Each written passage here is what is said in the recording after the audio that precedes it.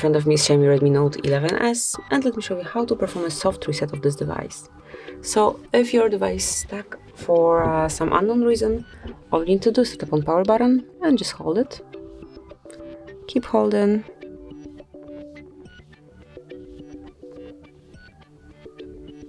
Still keep holding. And as soon as you feel the vibration, you can release the button, and within a couple of seconds your device will be ready to use.